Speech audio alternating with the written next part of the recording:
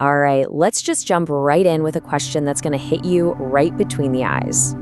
You've made it through every single disaster, every heartbreak, every dark night you've ever faced. Your track record is literally perfect. So why do we act like we're made of glass? No, really, take a second and think about it. Every single time you thought, this is it, I can't take any more, what actually happened? What's your real-world statistical success rate for getting through the absolute pits of your life? Yep, 100%. You are undefeated. Every single time life has thrown its absolute worst at you, you survived. You're still here.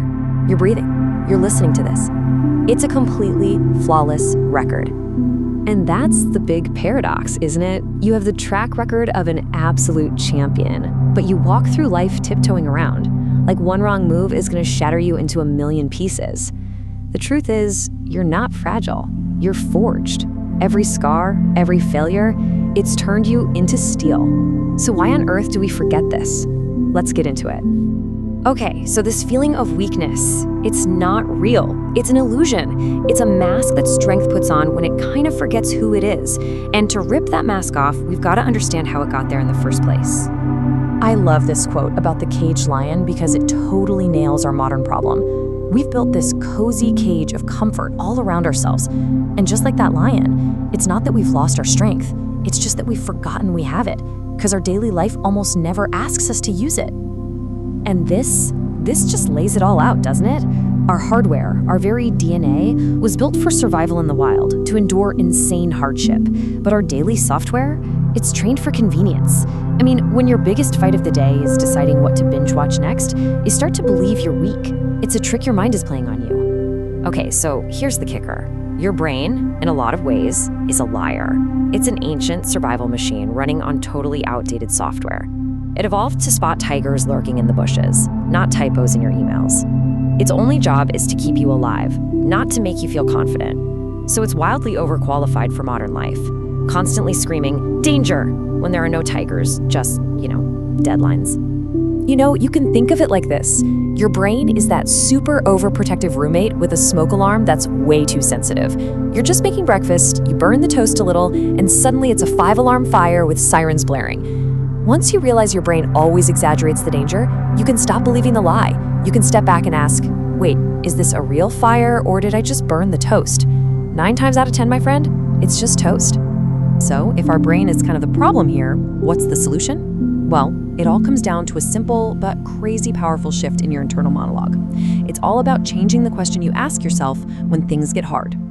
I mean, just look at the difference here. Why me? That's the question of a victim. It instantly puts you in a powerless spot, just waiting for the world to stop picking on you. But try me. Man, that is a declaration of power. It tells the universe, and more importantly, it tells yourself that you are ready for whatever comes next. Your brain literally stops looking for reasons why you're cursed and flips right into problem-solving mode. So how do we actually make this try me mindset a reality? See, strength isn't some magical gift you just find during a crisis. Nope.